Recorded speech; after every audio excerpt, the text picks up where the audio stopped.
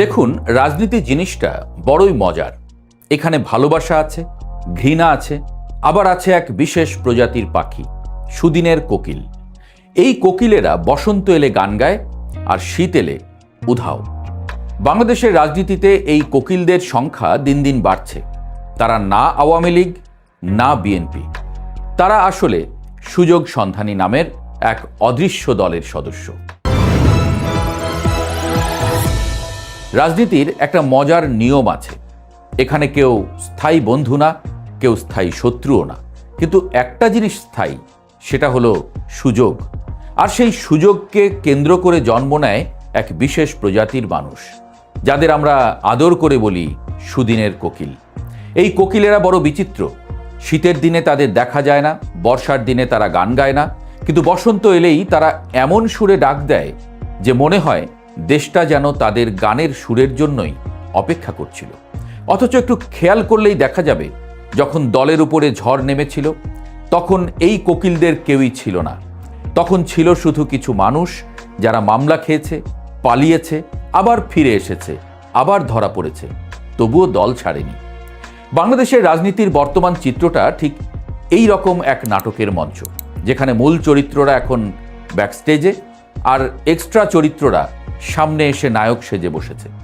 একটা দল ছিল যার ইতিহাস দেশের ইতিহাসের সঙ্গে জড়িয়ে।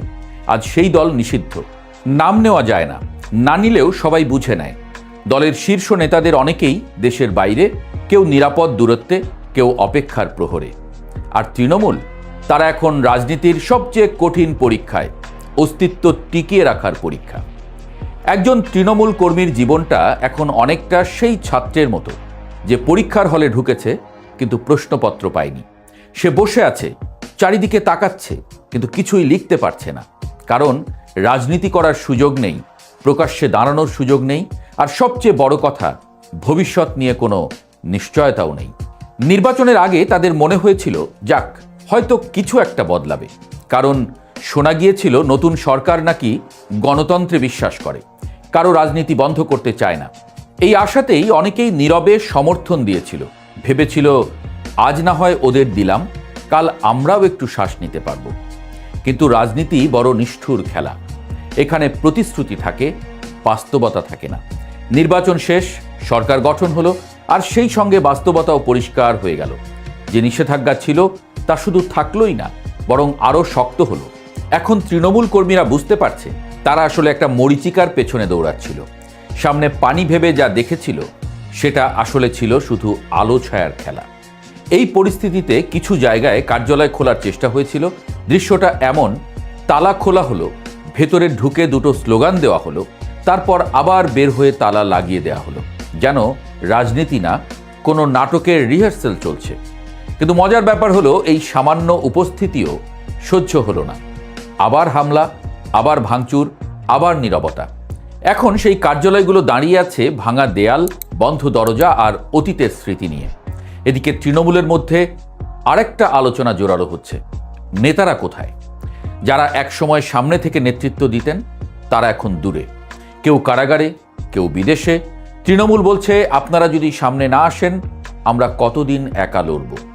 এই প্রশ্নের উত্তর অবশ্য সহজ না, কারণ সামনে আসা মানে শুধু নেতৃত্ব দেওয়া না, সামনে আসা মানে ঝুঁকি নেওয়া, আর ঝুঁকি নেওয়ার সাহস সবার থাকে না। এবার আসি অন্যদিকে। একটা দল ছিল যারা দীর্ঘ 17 বছর ক্ষমতার বাইরে ছিল। সেই সময়ে অনেকেই দলকে আঁকড়ে ধরে রেখেছিল। মামলা, হামলা, হয়রানি, সব কিছুর মধ্যেও তারা ছিল। তারা জানতো না কবে সুদিন আসবে, তবুও তারা অপেক্ষা করেছে, জেল খেটেছে। কিন্তু এখন যখন সুদিনের সম্ভাবনা দেখা যাচ্ছে, তখন হঠাৎ করে নতুন কিছু মুখ দেখা যাচ্ছে। তারা বলছে, আমরাও আছি।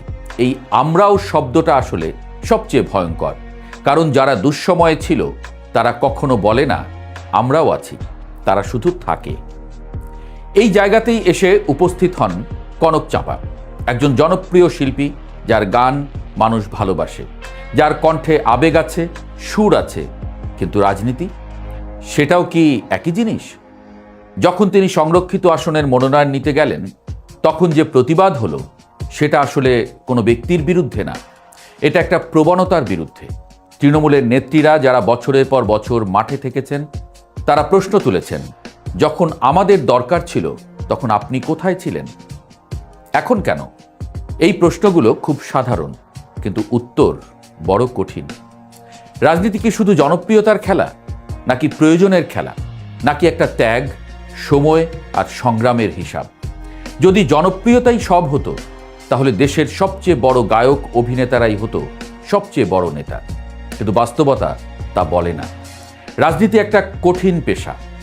এখানে শুধু কথা বললেই হয় না, এখানে দাঁড়াতে হয়, সহ্য করতে হয়, কখনো হারতে হয়, আবার উঠে দাঁড়াতে হয়।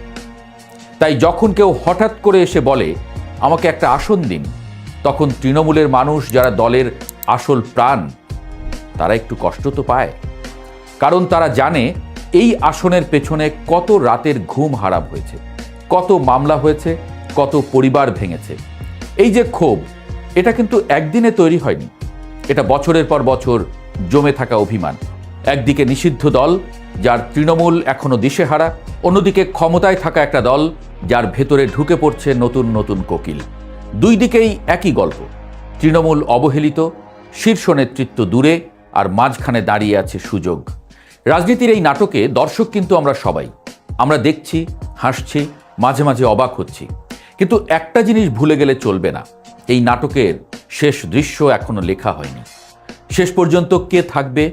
সেই কোকিল যে বসন্তে গান গায়, নাকি সেই মানুষ যে ঝড়ের মধ্যে দাঁড়িয়ে থাকে?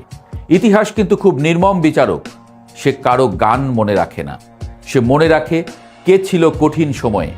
তাই রাজনীতির এই গল্পে হাস্যরস আছে, ব্যঙ্গ আছে, নাটক আছে, কিন্তু সবচেয়ে বেশি আছে এক ধরনের নীরব প্রশ্ন। প্রশ্নটা খুব সহজ: রাজনীতি কি পেশা নাকি প্রতিশ্রুতি? যেদিন এই প্রশ্নের উত্তর সবাই বুঝবে, সেদিন হয়তো আর সুদিনের কোকিল বলে কিছু থাকবে না। সেদিন রাজনীতি হবে মানুষের, আর মানুষ থাকবে রাজনীতির কেন্দ্রে। ততদিন পর্যন্ত কোকিল ডাকবে, তৃণমূল পর্যায়ের কর্মীরা কাঁদবে। বাংলাদেশের রাজনীতি এখন এক সন্ধিক্ষণে দাঁড়িয়ে। এখানে সিদ্ধান্ত নিতে হবে, রাজনীতি কি থাকবে দুঃসময়ের সৈনিকদের হাতে, নাকি সুদিনের কোকিলদের হাতে?